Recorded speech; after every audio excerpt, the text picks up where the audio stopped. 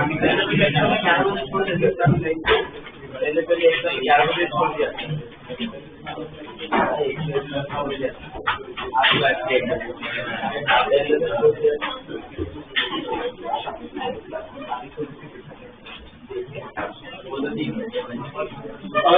Gravitation में last topic हमने I think acceleration वाला देखा था। एक बार चेक करो, वो था ना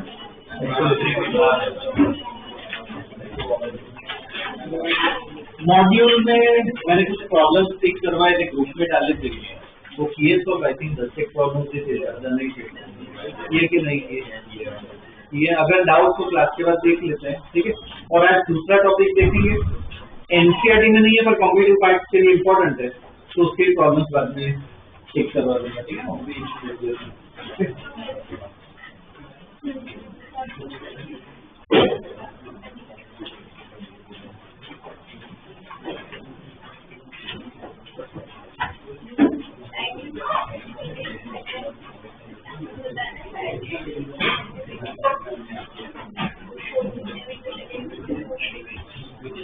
ओके, लिखो topic gravitational field, gravitational field intensity, gravitational field intensity, gravitational field intensity. Bracket में लिखो कैपिटल आई, वो उसका सिंबल है, और ऊपर एरो बना वेक्टर है, ठीक है, कैपिटल आई, ठीक है ना, और ऊपर एरो बना।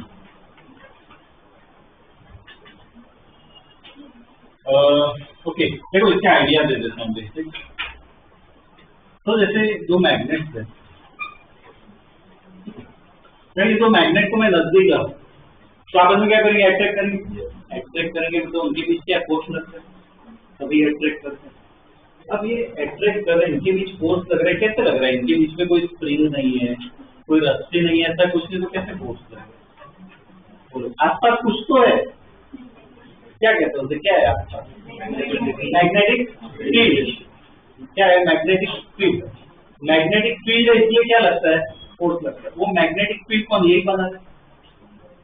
मैग्नेटिक फील्ड हम देख सकते हैं कि हम देख नहीं सकते, हम वो देख सकते हैं कि आसपास आ रहे हैं, पर फील्ड देख नहीं सकते। इसका एक बहुत अच्छा एक्सपेरिमेंट है, ये हम 12th में वो सब करेंगे एक्सपेरिमेंट। क्या है वो एक्सपेरिमेंट में? एक मैग्नेट होता है ना, छोटे छोटे मेटल के टुकड़े होते हैं ना, एकदम छोटे छोटे पाउडर जैसे, वो ऐसे इधर डालोगे ना तो शेप मिलेगा, शेप मिलेगा। ये जो शेप होता है ना, वही होता है मैग्नेटिक फील्ड, वही होता है मैग्नेटिक फील्ड, ठीक है। तो मैग्नेट के बीच में जो फोर्स लगता है वो किस तरह से लगता है? मैग्नेटिक फील्ड की। वैसे ही हम ये जो ग्रेविटेशन पढ़ रहे हैं, दो मास है M1 M2, इनके बीच में भी फोर्स लग रहे हैं, इधर भी स्प्रिंग या रस्सी कुछ नहीं, तो कैसे फोर्स लग रहा है इसमें? जैसे यहाँ पे मैग्नेटिक फील्ड है, वैसे यहाँ पे क्या होता है? ग्रेविटेशनल, क्या होती है? आसपास ग्रेविटेशनल फील्ड होती है, इसलिए क्या लगता है? फोर्स। तो हमारे इसके बारे में पढ़ते हैं, ग्रेविटेशनल फील्ड के बारे में। चार्जेस के बीच में भी फोर्स लगता है, प्लस और माइनस हो तो क्या करते हैं? अट्रैक्ट करते हैं। प्लस प्लस हो तो रेपेल, माइनस माइनस हो तो भी रेपेल। उनके बीच में भी फील्ड होती है। कौन सी फील्ड होती है पता है? ये मैग्नेटिक फील्ड है, ग्रेविटेशनल फील्ड है, इधर उधर कौन सी फील्ड होती है? Charge, electric field. कौन सी फील्ड होती है? इलेक्ट्रिक फील्ड, ठीक है। वो तो हम पढ़ेंगे 12th में, आज हमें ये पढ़ना है ग्रेविटेशनल फील्ड, ठीक है। एक स्टेटमेंट लिखवा लेता हूँ, बहुत ही सिंपल फॉर्मूला इसका, वो देख लेते हैं। लिखो, it is a region in space, it is a region in space, it is a region in space where a particle having mass is the region in space where a particle having mass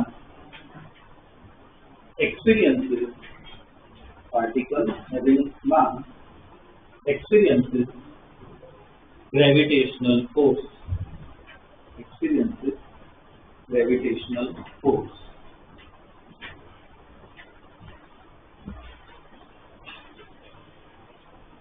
तो यहाँ पे suppose एक particle है जिसका मास m है, तो ये particle जैसे मैग्नेट आसपास क्या बनाता है, मैग्नेटिक फील्ड, ये पार्टिकल आसपास क्या बनाएगा, ग्रेविटेशनल फील्ड। वो ग्रेविटेशनल फील्ड कैसी होती है, डायरेक्शन होती है, बहुत ही सिंपल है। डायरेक्शन क्या होती है, टुवर्ड्स द पार्टिकल। एरो बनाओ किसकी तरफ, पार्टिकल, ये डायरेक्शन। सपोज यहाँ कहीं पे एक पॉइंट ले लेते हैं P, ये पॉइंट P इधर से मान लेते हैं r डिस्टेंस दूर, यहाँ पे भी फील्ड हो। तो फील्ड का फॉर्मूला बता रहा हूँ, बहुत ही सिंपल फॉर्मूला है, I इक्वल टू क्या होता है, G, इसका मास m अपॉन r।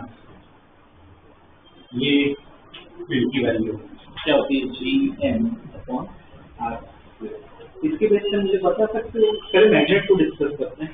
क्या लगता है, फील्ड जो स्ट्रॉन्ग होती है, स्ट्रेंथ मैग्नेट के नजदीक होगी या दूर होगी, क्या नजदीक जाए तो असर बढ़ता है, तो स्ट्रेंथ क्या होती है, नजदीक। वैसे यहाँ पे अगर नजदीक हो तो फील्ड की स्ट्रेंथ क्या होती है, ज्यादा होती है, दूर जाओ तो क्या हो जाएगी, कम हो जाएगी। ठीक है ना, तो ये इसका फॉर्मूला है, ये ड्रॉ कर लो, एक और स्टेटमेंट लिख बता।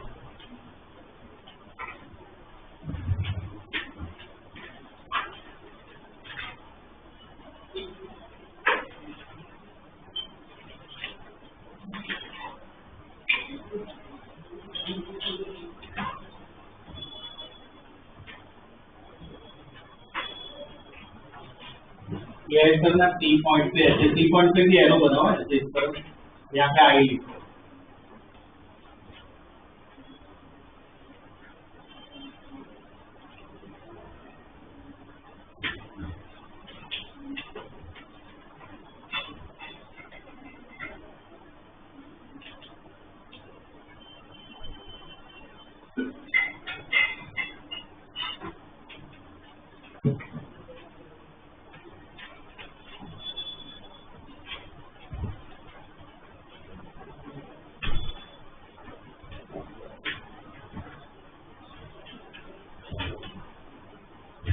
देखिए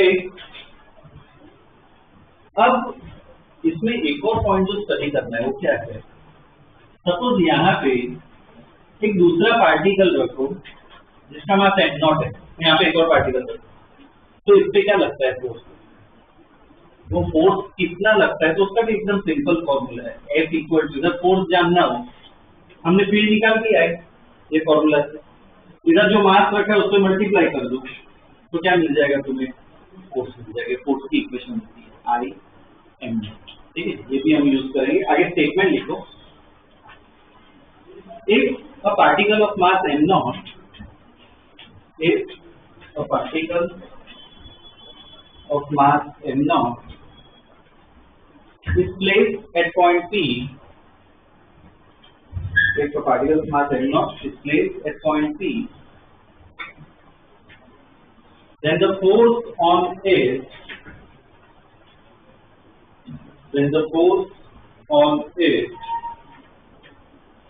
is given by,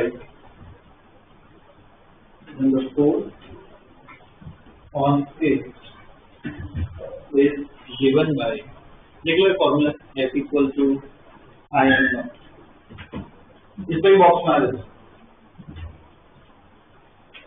तो डायग्राम में m0 ऐड कर दो, इधर m0 लगा है, फोर्स किस तरफ लगता है, जहाँ पे I हो ना उसी तरफ, मतलब ये जो एरो बना है वो फोर्स की डायरेक्शन भी सेम है।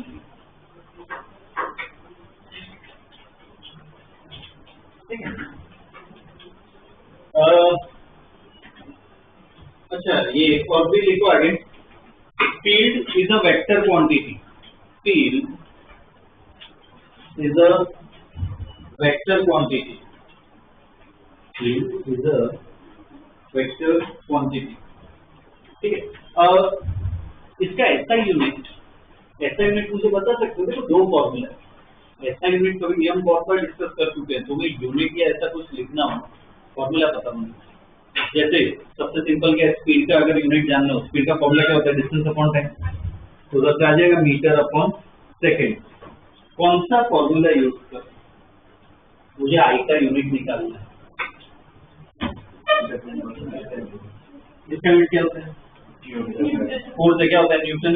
इसका केजी। इसको नीचे लाना पड़ेगा, डिवाइड में लाना पड़ेगा, क्या होगा यूनिट? न्यूटन पर केजी, ये उसका यूनिट होगा। ठीक है, लिख लो ऐसा यूनिट, ऐसा यूनिट न्यूटन पर केजी, न्यूटन पर केजी। ठीक, ओके। इसके बेस पे प्रॉब्लम कर लेते हैं। ठीक है, बाद में दूसरे पार्ट करेंगे टॉपिक को। ठीक है, देखो question, a particle of mass m, small m, a particle of mass m is kept at, a particle of mass m is kept at d by 2, 0. Particle of mass m is kept at d by 2, 0. Another particle of mass 3m, another particle of mass 3m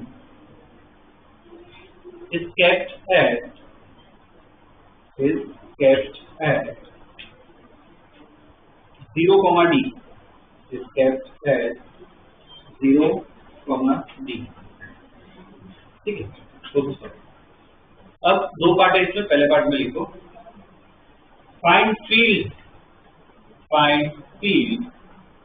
at origin, find field at origin, find field at origin, ये पहले part. दूसरे part में लिखो a particle of mass 6m, a particle of mass 6m is placed at origin, is placed at origin, placed at origin. Find force on it, find force on it, find force on it। ठीक है, उसका question था। मुझे बस इतना ही draw करके दो, x और वाई एक्सिस बनाओ, और ये जो दो पार्टिकल दिए उनकी पोजीशन दो उधर ड्रॉ कर लो, डिस्कस करते हैं।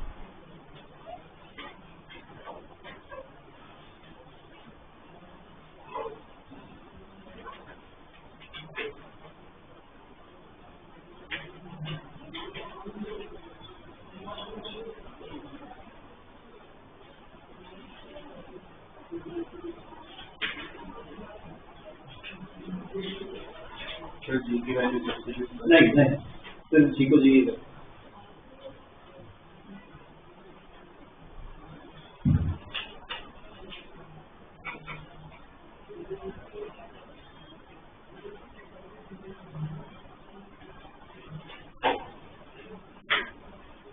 उधर डेटा भी लिखना है डायग्राम में।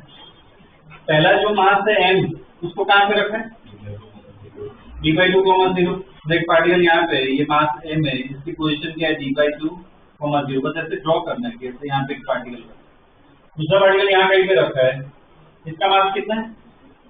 3m, और इसकी पोजीशन क्या है? 0, बस ऐसा ही डायग्राम होता है। ठीक है, कैसे ड्रॉ करना। अब हमें पहले पार्ट में क्या फाइंड करना है? इधर क्या फाइंड करनी है? फील्ड। अरे फील्ड फाइंड करनी है, ये फॉर्मूला बताया वही यूज करना है, पर ध्यान से प्रॉपर्ली मेरे डायग्राम विजुअलाइज करना है। तो देखो, एक की वजह से बता रहा हूँ, दूसरी वजह से डिस्कस करते हैं, खुद ड्रॉ करना है। इसकी वजह से फील्ड विजुअलाइज करनी है, विजुअलाइज। तो कैसे विजुअलाइज करना है? डायग्राम देखो, एरोज विजुअलाइज करो, एरोज के इसकी तरफ आ ऐसे फील्ड। और मेरा इंटरेस्ट कहाँ पे ड्रॉ करना है? ओरिजिन। तो इधर बता सकते हो मैं एरो कहाँ पे ड्रॉ करूँ? लेफ्ट, राइट, ऊपर, नीचे, क्रॉस में, कहीं पे कहाँ पे ड्रॉ करूँ? मेरा फोकस इस पे, इसको भी बोल देता है। मैं डायरेक्शन बताया क्या? Towards the particle. यहाँ पे जानना है किस तरफ एरो आएगी? यहाँ पे आएगी कि भाई ये क्या इस तरफ ऐसे फील्ड बनना है। इधर कुछ ड्रॉ मत करो, बस विजुअलाइज करना है कि एरोज ऐसे आ रही है। क्लियर? एरोज ऐसे आ रही, तो ऊपर हम तो इस तरफ एरो आ रही है। यहाँ पे कुछ I1 लिखो, इसकी वजह से खुद ड्रॉ करो डायग्राम में।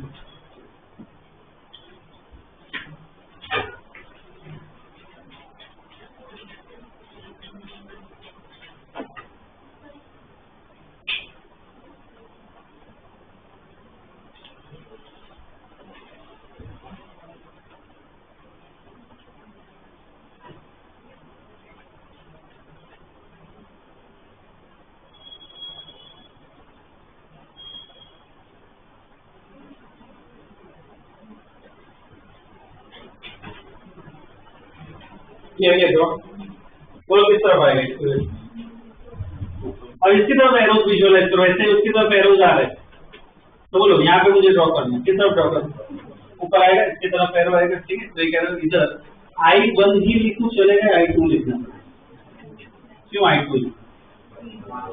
मास डिस्टेंस सब अलग है, ठीक है, तो I2 लिखना पड़ेगा। अब फॉर्मूला लगाना है I1 के लिए, बोलो लगाओ ये फॉर्मूला, अपने आप लिखो I1 और I2, फॉर्मूला लगा दो, फॉर्मूला पे लिखा GM/R² लगाओ दोनों पे, तो I1 I2 आ जाएगा।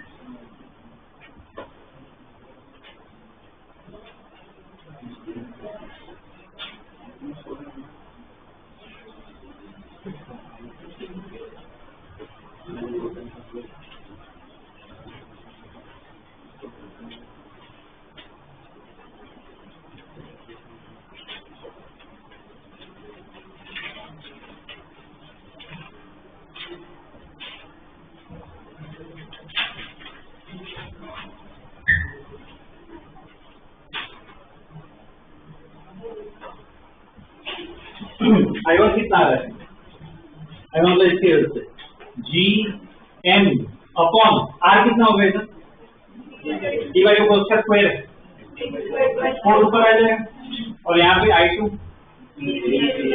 3M अपॉन D स्क्वायर है ना, उसका डिस्टेंस D है, ये I1 I2।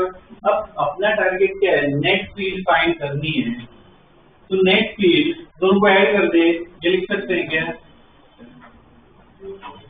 बोलो ये 4GM और ये 3GM है, दोनों को ऐड कर दिया, ये नेट ऐड कर सकते हैं, क्यों नहीं कर सकते, आई का मतलब क्या, वेक्टर है, ये नहीं चलेगा, ठीक है ना, ये नहीं चलेगा, क्या होगा, वेक्टर है, तो या तो पता है ऐसे ड्रॉ करते हैं, ये नेट वेक्टर इस तरफ, नेट फील्ड इस तरफ आएगी, तो कैसे निकालना, ये आंसर नहीं है, तो कैसे निकालना, डायग्राम से बताओ ना चाहिए, मैं टारगेट देने वाला है, ग्रेविटेशन तो आएगा, साथ में वेक्टर भी देने वाला हूँ मैं कुछ स्टूडेंट्स को, बोलो क्या है, पाइथागोरस का कर सकते हो, अंडर रूट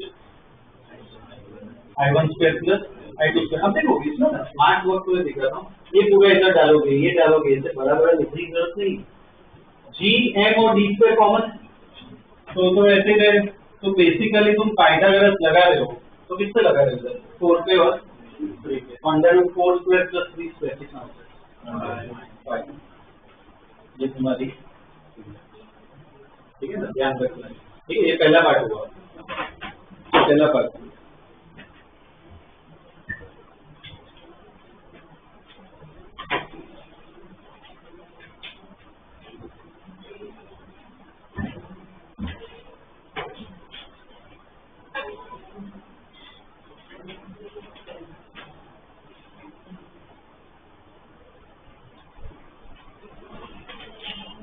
ठीक है,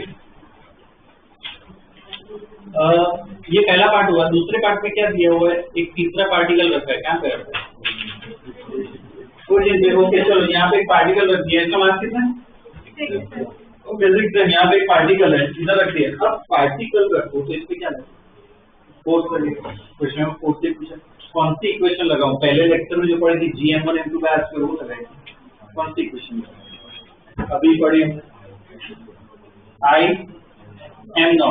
I हमने निकाल दिया उधर, 5GM/D², M0 में कौन सा डालू, 3 मास है, M0 कौन सा डालू, 6 है, मतलब क्या, जिसपे फोर्स निकाल, तो इस पे हम फोर्स निकाल रहे हैं, 6M, तो कितना आ गया, 30GM²/D², ठीक है ना, देखिए आ गया अपना फोर्स, ये दूसरा पार्ट हो गया अपना।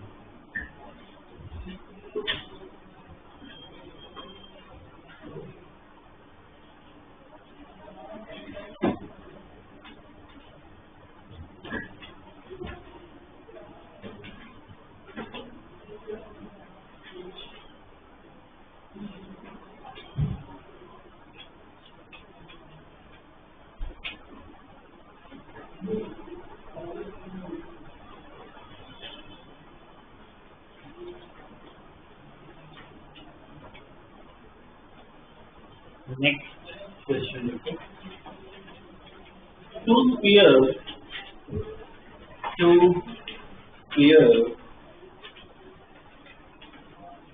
of mass m and 4m two spheres of mass m and 4m and radius r and 2r respectively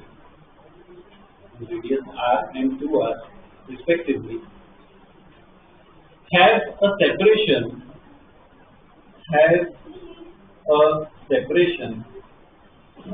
of 12r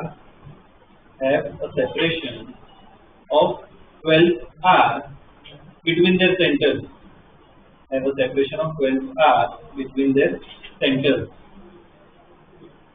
ठीक है, full stop. Find the position of equilibrium.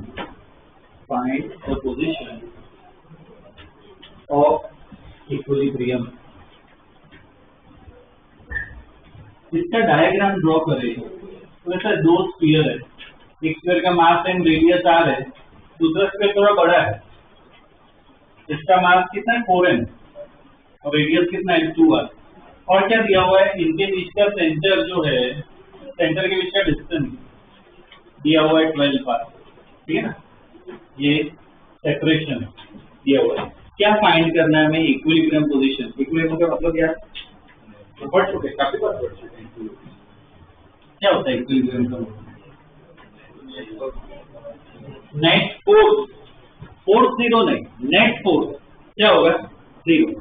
अभी हमने इक्वेशन पढ़ी F = IM0, अगर net force 0 है तो साथ में क्या बोल सकता हूँ I0 या N0, लॉजिकल बात, मास तो 0 होगा, मास तो कुछ होगा ना, क्या होगा I0। तो इक्विलिब्रियम का एक और मतलब इसमें ध्यान रखना, नेट फील्ड भी क्या होगी 0। तो 2-3 स्टार बना के ना ये स्टेटमेंट लिखो, position of equilibrium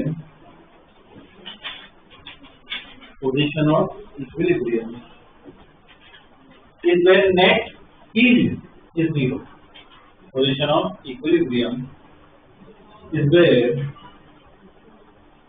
net field is 0. Net field is 0. ठीक है, नेट फील्ड इज 0, ठीक है ना, इक्विलिब्रियम। तो देखो यहाँ पे स्टडी करना है, यहाँ पे एक पॉइंट स्टडी करना है।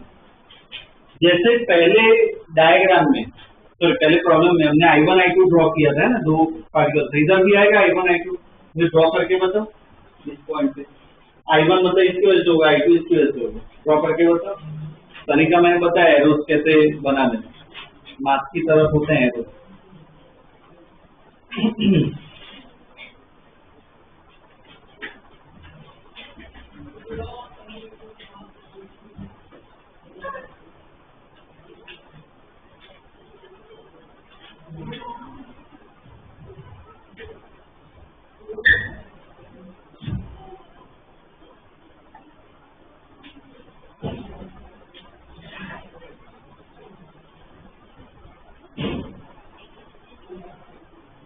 ओके, चलो इस मास की वजह से ये जो m को मार है उसके वजह किस तरफ एरो बनाऊंगा, लेफ्ट राइट ऊपर नीचे किस तरफ आएगा लेफ्ट। जिसको कंफ्यूजन है ध्यान रखना है, तुम्हें इधर ड्रॉ करना है ना, जिस तरफ मास है उस तरफ एरो बनाना, इस तरफ आएगा, ठीक। राइट साइड क्या लिखूं, लिखना चाहिए I1 दोनों अलग अलग, क्या लिखोगे I1 I2। इक्विलिब्रियम का मतलब मैं क्या लिखूं, मुझे सॉल्व करना है ना प्रॉब्लम को, तो इक्विलिब्रियम पे क्या लिख सकता हूँ इधर, अगर इक्विलिब्रियम है P पॉइंट मान लो इक्विलिब्रियम, तो I1 I2 के बारे में क्या बोल सकते हैं, I1 I2 क्या होना चाहिए, सेम होना चाहिए, I1 I2 सेम हो तभी क्या नेट कैंसिल हो जाएगा। तो ये ध्यान रखना है, हम आगे के प्रॉब्लम्स में भी करेंगे, ऐसे आएंगे कि इक्विलिब्रियम पोजीशन पे नेट फील्ड क्या 0 है, तो I1 इक्वल टू क्या लिख सकते हो I2, ठीक है ना, वो ऐड करो कि at equilibrium point P at equilibrium point C, I1 equal to I2 at equilibrium point C, I1 equal to I2, ठीक है। अब देखो फॉर्मूला ही लगाना है, पर कोई डिस्टेंस लेते हैं ना, ये डिस्टेंस सेंटर से, मेजर सेंटर से ही करना होता है, ये डिस्टेंस कुछ x ले लेते हैं। अब I1 के लिए फॉर्मूला लगाओ, I2 के लिए फॉर्मूला लगाओ, करो तो सेंटर से लेना है डिस्टेंस, करो ट्राई करो, उससे x आएगा।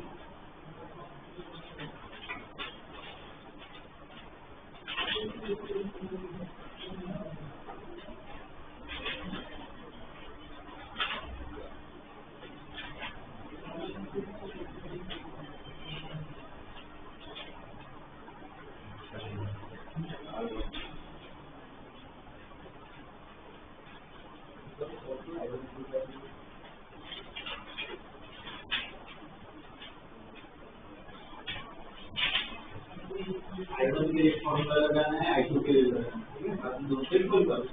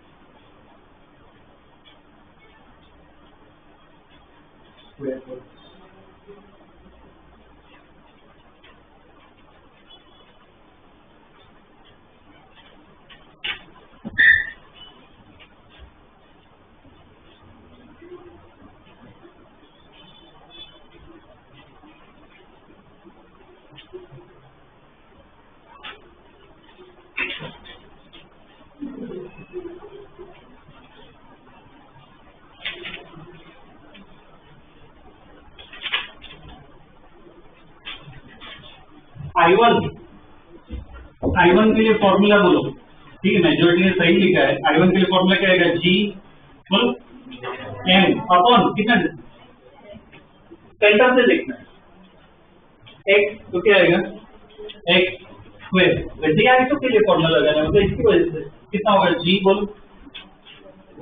4M, और उसका देखो सेंटर से कितना डिस्टेंस होगा, ये डिस्टेंस कितना होगा, 12 माइनस x, ठीक है ना, 12 माइनस x, ठीक है, स्क्वायर। अब g और m तो कैंसिल हो गए। अब इसमें इसको सॉल्व करना है, इससे आंसर आ गया। पर देखो स्क्वायर है, ऐसा मत करना कि इसको एक्सपांड करने जाओ, स्क्वायर को बहुत लेंदी हो जाएगा। पहले ना क्रॉस मल्टीप्लाई करते हैं, तो क्या लिख सकते हैं, ऊपर रेशर हो गया, क्या लिख सकते हैं, 4x स्क्वायर, क्लियर है। अब इसमें देखो परफेक्ट को स्क्वायर बन रहा है, अगर मैं स्क्वायर रूट लूं तो इसको मैं क्या लिख सकता हूँ, 12 minus x equal to, square हटा तो क्या लिख सकते हो, 2x, सिर्फ यही लिख सकते हो, प्लस माइनस। दूसरा क्या है, 12 minus x equal to minus 2x। करो दोनों को सॉल्व, तो उससे x आ जाएगा।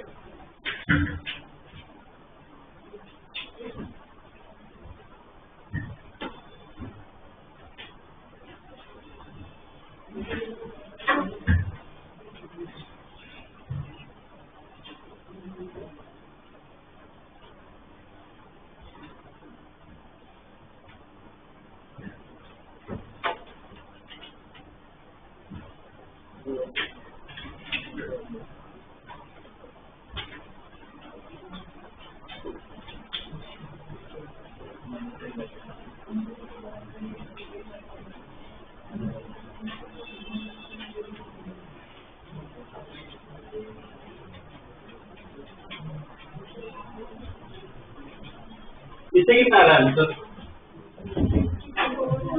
x कितना आ रहा है 4 आ रहा है और इधर से माइनस। अब दोनों में से कोई एक ही आंसर सही है, बोलो कौन सा सही है? क्यों ये सही है? नेगेटिव है, नहीं हो सकता है ना, वो तो नेगेटिव मतलब उस तरफ आता है तो वो तो होगा, ठीक है। तो ये आएगा x इक्वल टू 4, ठीक है, वो अपनी equilibrium position.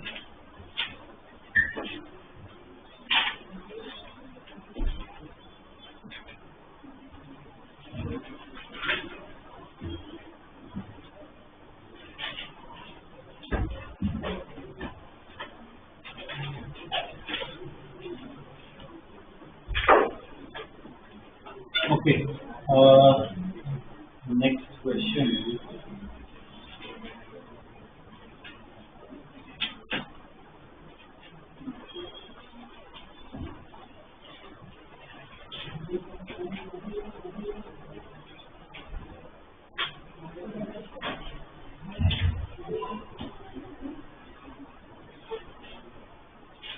Okay, proper.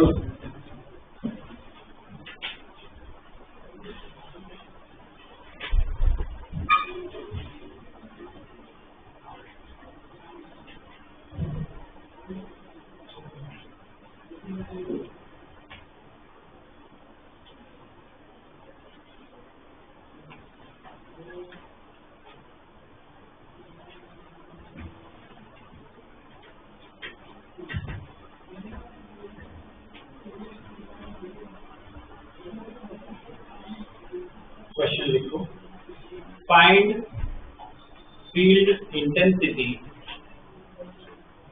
Find field intensity at the centroid, find field intensity at the centroid,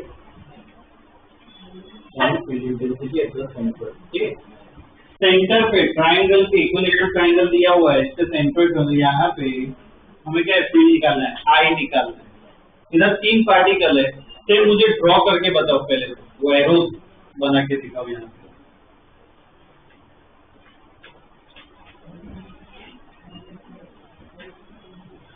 I1 लिखोगे, I2 लिखोगे, सिर्फ I रखोगे, वो तुम्हारे ऊपर छोड़ रहा हूँ, वो तुम्हारे ऊपर छोड़ रहा हूँ, पर लिखना है, नोटेशन चाहिए।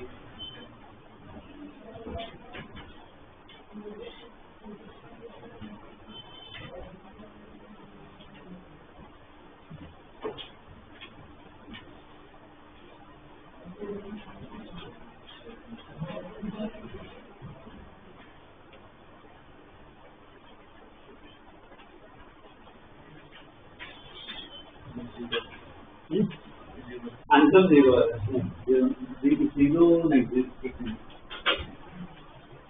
0 नहीं होगा। एरो ड्रॉ किए क्या यहाँ पे? चलो इसकी वजह से बताओ कहाँ पे ड्रॉ करो, ऊपर इस तरफ एरो वाला हुआ है, इसकी वजह से कहाँ पे यहाँ पे होगा टॉप में, इसकी वजह से इस तरफ ऐसे एरो ड्रॉ करने, क्लियर है ये बात, ठीक है। अब क्या लिखूं, I1 I2 I3 क्या लिखूं? इधर मैं I लिख रहा हूँ, चलो या I1, चलो इधर मैं I1 लिख रहा हूँ, यहाँ पे I2 लिखूं, क्या क्यों I1? मास भी सेम है, ये डिस्टेंस भी क्या होगा सेम, ठीक है ना, I1 लिख रहे चलेगा। यहाँ पे क्यों I2? मास अलग। अब इसको सॉल्व करना है, ठीक है, तो और इसमें कैसे सॉल्व करें? इसमें भी देखो वेक्टर का नॉलेज यूज होगा जो हमने पहले में किया था। कैसे करते हैं इसमें, नेट कैसे निकालते, क्या करते हैं, ये वेक्टर का नॉलेज यूज होगा, इससे ही आज के बेस में टारगेट भी देने वाला है। वेक्टर तो क्या करते हैं, कॉम्पोनेंट, इसके कॉम्पोनेंट बनाने। कॉम्पोनेंट कैसे बनेंगे, जैसे एक्स और वाई बनाओ, कोई एक एंगल पता होना चाहिए। ये कितना होता है, ये एंगल पूरा 60 होता है, कितना होगा 30, तो ये कितना होगा 60। तो नीचे की तरफ ये I1 है, ये कॉम्पोनेंट क्या आएगा, कॉस या साइन, जिसके साथ एंगल बनता है तो क्या आता है कॉस। तो यहाँ पे क्या लिख सकते हैं हम, I1 cos 60, इस तरफ क्या है, क्या लिखेंगे I1 sin 60, और एक बार कॉम्पाउंड लिखे ना, मतलब इसको भूल जाओ, ये खत्म हो गया। फिर इसका क्या होगा, नीचे की तरफ क्या होगा, I1 cos 60, ये एंगल भी 60 होगा। तो इधर क्या लिखूं, इसकी वजह से भी नीचे, इसकी वजह से भी नीचे, क्या करूँगा, 2I1 cos 60 और यहाँ पे I1 sin 60 है, ये भी हो गया मेरा कैंसिल। अब और बताओ, और क्या कोशिश करो, बोलो, सही करो। I2 क्या है, पहले ये इनको देखो ना, क्या हो जाएंगे, कैंसिल हो जाएंगे, विदाउट के ऊपर I2 है, नीचे ये है 2I1 cos 60, तो नेट फोर्स ना इक्वल थोड़ी है, पता थोड़ी है, तो नेट फोर्स कितना होगा, सॉरी नेट फील्ड, एक ऊपर वेक्टर है, नीचे वेक्टर है, तो नेट फील्ड क्या होगी, प्लस करो माइनस करो, क्या करो, माइनस होगा ना, तो क्या होगी, क्या लिखूंगा, I2 माइनस 2I1 cos 60। अब I2 के लिए फॉर्मूला लगाओ, I1 के लिए फॉर्मूला लगाओ, आंसर है। ऐसे हो गई, वेक्टर का प्रॉब्लम है ऐसा मानो, चलो सॉल्व करो, लगाओ फॉर्मूला। आर दिमाग लगाना पड़ेगा कि आर कैसे लगाओगे, आर कैसे निकालोगे।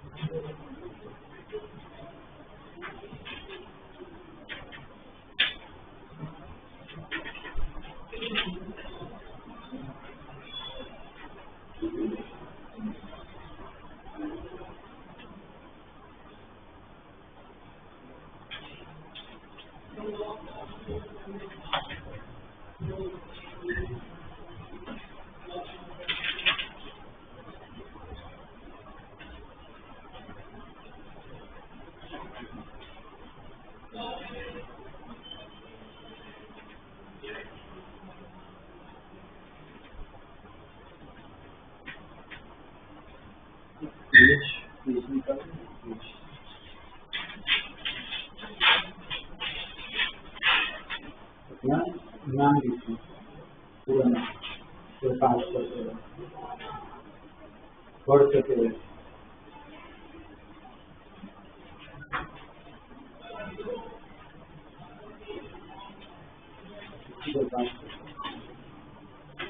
ये तो पेपर काटता हूँ तो अपना नाम लिखना है, ठीक नाम ये इसमें आर निकालना है, फॉर्मूला जैसे I2 है, देखो इधर ये डिस्टेंस क्या होगा, आर है ना, इधर से पार्टिकल से डिस्टेंस आर होगा, कैसे निकाले आप, जब काफी बार डिस्कस कर चुके हैं कि ऐसा कुछ है तो डिस्टेंस जगह क्या यूज करना, ट्रिग्नोमेट्री, साइन कॉस टेन कुछ भी यूज करो, ट्रिग्नोमेट्री से पक्का आएगा आंसर। ये आर है, कोई एक एंगल पता होना चाहिए, एंगल हमें पता है 30 डिग्री, और कोई डिस्टेंस पता है कि ये पूरा ए दिया हुआ है, ये कितना डिस्टेंस क्या a/2 लिख सकते हैं, ये है ये cos साइन क्या यूज करो, cos, तो cos 30 क्या होता है, बेस अपॉन हाइपोटेन्यूज, तो a/2 अपॉन r, तो जैसे r निकल जाएगा कितना आएगा, cos 30 कितना होता है, √3/2 कितना आएगा, a/2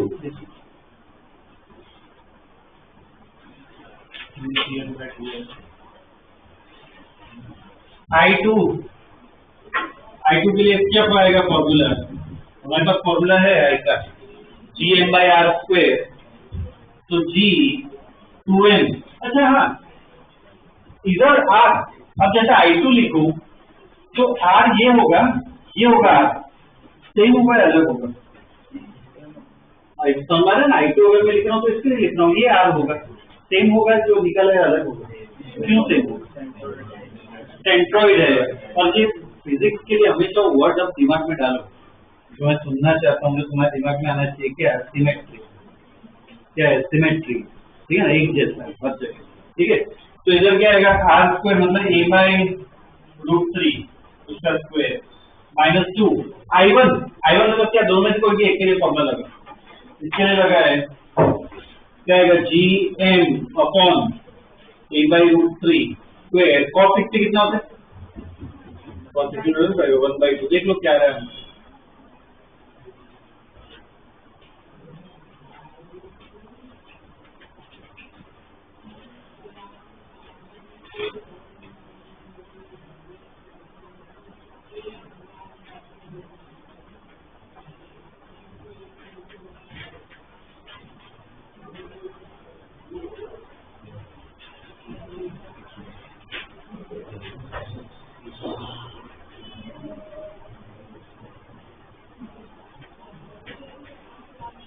कितना आ रहा है, 3 GM बाई a स्क्वायर,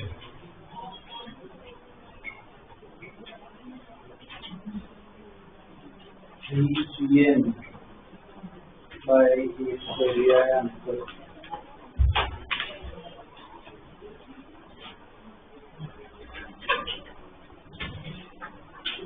ठीक है, तो इसमें बेसिकली मतलब मेन देखो तो क्या वेक्टर का ही नॉलेज यूज हो रहा है, ठीक है ना। तो फील्ड पे ऐसे टाइप के क्वेश्चन आ सकते हैं, ये एनसीईआरटी में नहीं है, तो मैं कॉम्पिटिटिव पॉइंट ऑफ व्यू से बता रहा हूँ, ठीक है, एनसीईआरटी में नहीं दिया है। पर जो मैंने आगे भी बोला है कि स्कूल पे डिपेंड करता है, अगर कोई स्कूल बाहर वाले स्कूल से क्वेश्चन तो याद सकता है, ठीक है। एनसीईआरटी बेस तो नहीं आएगा, पर इस सीख लो 12th में ना, हमें काम आने ही वाला। ओके, ये फील्ड देख लिया। एक और टॉपिक है ना, बेसिक इजी ही टॉपिक है, वो भी पढ़ लेते हैं, ठीक है। जब हमने फील्ड पढ़ा, अब लिखो next, gravitational potential, gravitational potential energy, gravitational potential energy, gravitational potential energy, ठीक है। अब ये पढ़ते हैं, ठीक है। एक्चुअली हम पढ़ चुके हैं, वर्क एनर्जी जो है याद हो तो फॉर्मूला याद है ग्रेविटेशन पोटेंशियल, क्या फॉर्मूला, चलो mgh, कौन सा फॉर्मूला पढ़ा था, mgh, वो mgh क्या ग्रेविटेशनल पोटेंशियल, पर वो फॉर्मूला कब यूज करते हैं पता है, जब हम अर्थ पे स्टडी करते हैं, तब वो फॉर्मूला यूज होता है mgh। यहाँ पे अर्थ और ऐसी कोई बात ही नहीं हो रही, यहाँ पे तो पार्टिकल्स की बात हो रही, ठीक है। वो जो फॉर्मूला था वो सिर्फ अर्थ के लिए था, अभी जो पढ़ेंगे ना हम फॉर्मूला वो कहीं पे भी चल, ठीक है। तो ये पढ़ाता हूँ, समझते हैं कि ग्रेविटेशनल पोटेंशियल जी क्या है, ठीक है। पहले एक एग्जांपल से समझते हैं, मान लो कि ये एक सरफेस है, ठीक है, ऐसे दो पार्टिकल है, यहाँ पे ऐसे स्प्रिंग मैंने खींच के रखी है, स्प्रिंग ऐसे मैंने खींच के रखी है, पकड़ के रखा है पार्टिकल, ठीक है, और मैं छोड़ रहा हूँ, क्या होगा, मोशन कैसा होगा, ये दो सेम पार्टिकल है, मैं स्प्रिंग खींच के रखी, ठीक है, ऐसे खींच दी और छोड़ रहा हूँ, क्या होगा, आपस में नजदीक आएंगे, ठीक। मान लो इधर आ गए, इन पार्टिकल को कौन सी एनर्जी मिलेगी, इन पार्टिकल को, अभी रेस्ट है, इन पार्टिकल को कौन सी एनर्जी मिलेगी, तो पार्टिकल को कौन सी एनर्जी मिलेगी, पार्टिकल की स्पीड होगी ना, कौन सी एनर्जी मिलेगी, काइनेटिक एनर्जी, ठीक है। वो काइनेटिक एनर्जी आई कहां से, इतना हम पढ़ चुके हैं, एनर्जी अपने आप को क्रिएट नहीं होती, पक्का इधर कोई एनर्जी होगी जिससे वजह से मुझे काइनेटिक एनर्जी मिल गई। यहाँ पे कौन सी एनर्जी है, स्प्रिंग में एनर्जी स्टोर्ड है, कौन सी एनर्जी है, पोटेंशियल एनर्जी। ये पोटेंशियल एनर्जी किस में कन्वर्ट हुई, काइनेटिक एनर्जी, उसका फॉर्मूला भी हमने पढ़ा था, याद है वो फॉर्मूला, स्प्रिंग का हमने पढ़ा था, U इक्वल टू क्या था, हाफ a x स्क्वायर, वो फॉर्मूला पढ़ा, ये कंसेप्ट समझ में आया। अब क्या कर रहे हैं, ये स्प्रिंग वो सब भूल जाए पूरा, दो पार्टिकल है, आसपास स्पेस है कुछ नहीं, तो इनके बीच में क्या ग्रेविटेशनल फोर्स लगेगा, तो ये पार्टिकल ऐसे पकड़ के रखे, अब मैं छोड़ रहा हूँ, तो फोर्स की वजह से आमने सामने आएगी, थोड़े टाइम बाद ऐसे नजदीक आ गए, तो इधर मैं बोल सकता हूँ इनको भी काइनेटिक एनर्जी मिली, फोर्स में नजदीक आए, तो इधर भी सेम लॉजिक पे मुझे बताओ, इधर काइनेटिक एनर्जी कहाँ से आएगी, इधर पक्का कोई ना कोई एनर्जी होगी, स्प्रिंग तो है नहीं, इधर भी कौन सी एनर्जी है, पोटेंशियल एनर्जी ही है, पर कौन सी है ग्रेविटेशनल पोटेंशियल, यहाँ पे कौन सी थी इलास्टिक पोटेंशियल, यहाँ पे कौन सी है ग्रेविटेशनल पोटेंशियल, जो किसमें कन्वर्ट हुई काइनेटिक। तो हमें इसके बारे में बहुत ही सिंपल फॉर्मूला है, वो मैं लिखवा देता हूँ। इसका बोर्ड में ना डिराइवेशन नहीं है, वो 12th में आएगा। अभी हमें सिर्फ फॉर्मूला पे ध्यान देना है, ठीक है। डेफिनेशन में लिखवा देता हूँ, इसका फॉर्मूला देख लेते हैं। डेफिनेशन पहले लिख लो, वर्ड से आता है ये definition. The work done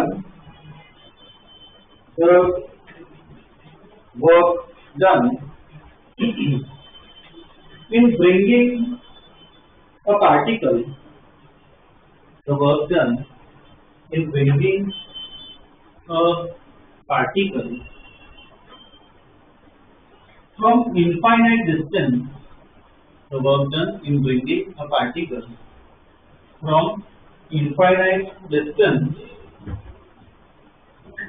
to a point in the gravitational field, to a point in the gravitational field, a point in the gravitational field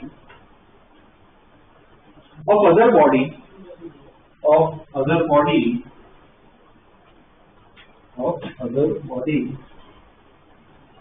is called gravitational potential energy. It's called gravitational potential energy.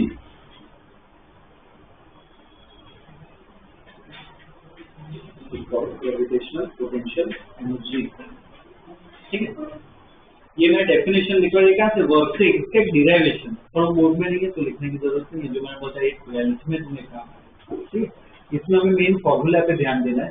तो formula बहुत ही simple है, यहाँ पे लिखना मत, मैं formula बता रहा हूँ। दो मास है ना M1 M2, इनके इसका डिस्टेंस क्या है R।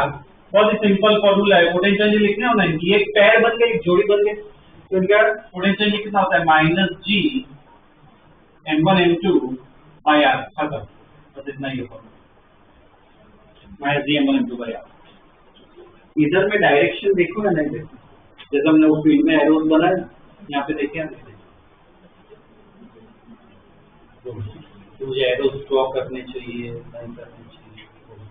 फील्ड में जैसे करते थे, मैं यू के लिए इसके लिए ड्रॉ कर लूँ, नहीं कर।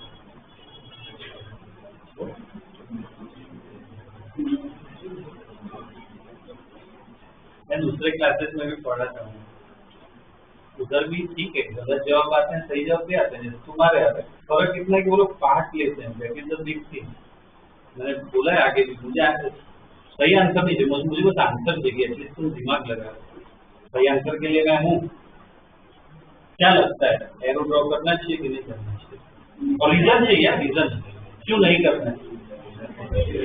स्केलर वैल्यू स्केलर है, कभी भी एरो नहीं, ठीक है। इससे बहुत आसान हो जाता है, सिर्फ वैल्यू से, बहुत ही इजी फॉर्मूला, ठीक है। तो इसको हम यूज करते हैं। नेक्स्ट लाइन में लिखो statement, consider two particles of mass M1 and M2, consider two particles of mass M1 and M2, consider two particles of mass M1 and M2 separated by distance r, separated by distance r,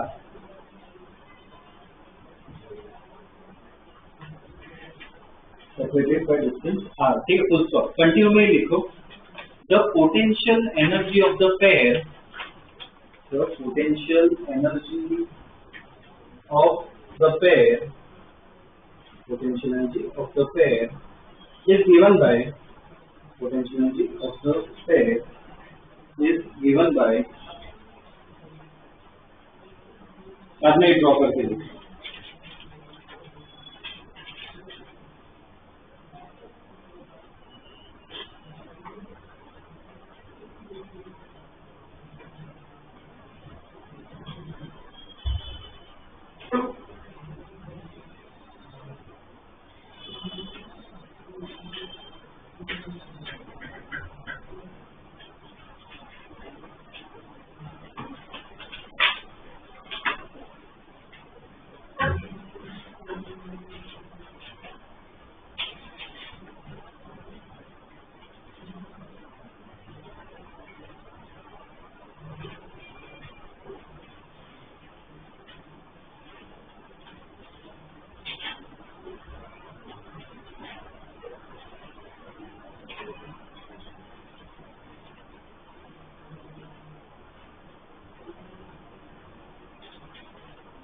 देखिए ठीक है, एक पैर एक जोड़ी बनाओ तो उसके लिए पोटेंशियल कितनी होती है -G/m/r। ठीक है, अब इसके प्रॉब्लम्स करते हैं, बहुत ही बेसिक है, सिंपल है। सपोज ऐसे एक मैं सिस्टम बना, इधर कितने पार्टिकल्स है, 3 पार्टिकल्स है। ठीक है, अब मुझे इसकी पोटेंशियल एनर्जी लिखनी है, क्वेश्चन ऐसे ही आएगा, मुझे क्या करना है, इसकी पोटेंशियल एनर्जी लिखनी है। तो कैसे लिखे इसकी पोटेंशियल एनर्जी, क्या करो, जोड़ी बनाओ पैर, जो मैथ्स होंगे उनको क्लियर होगा, जो नीचे से होंगे वो लॉजिक लगा। कितनी पैर्स बना सकते हैं, 3 पार्टिकल, कितनी पैर्स बना, जैसे M1 M2 एक पैर बन गई, वैसे कितनी पैर्स बन, 6 पैर। M1 M2 और M2 M1 एक ही पैर होगी, वो अलग अलग पैर नहीं होगी। M1 M2 एक पैर और M2 M3 एक पैर होगी, और M1 M3 3 पैर बनी ना, तीनों की 3 के लिए फॉर्मूला लगाओ, ऐड कर दो, उतना ही करना है। तो M1 M2 के लिए क्या आएगा फॉर्मूला, कुल -G M1 M2 बाय एक सिर्फ एक, नीचे से पार होता है, इसके लिए बोलो -G M2 M3 by B -G M1 M3 by C। पता, एकदम सिंपल है, बहुत इजी है। तो पैर बना के लिखना है, फिर पोटेंशियल एनर्जी आ गई।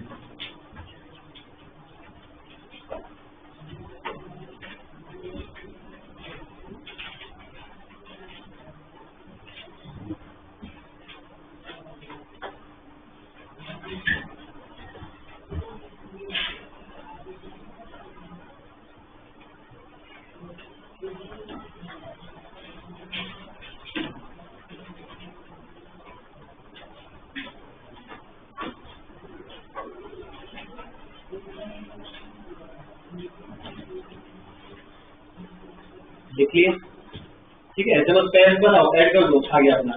ठीक है, तो इसके बेस पे क्वेश्चंस कर लेते हैं। क्वेश्चन लिखो, find potential energy of the given arrangement, find potential energy of the given arrangement, find potential energy of the given arrangement.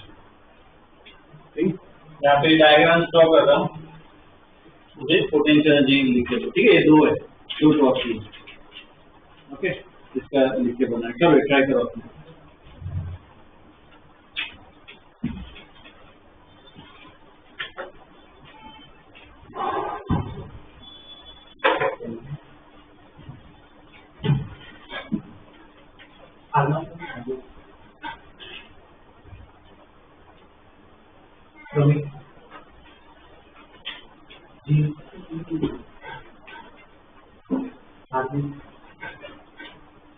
स्वयं भव्य मानव वैदिक आदव गौरव द्वारकेश आदव लक्ष्य ध्रुव जहां भूमि रुद्र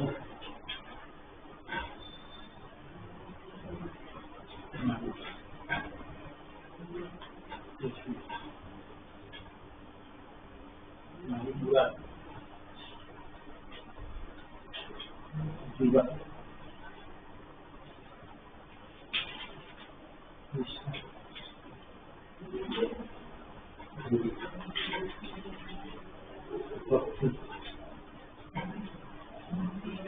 जानवी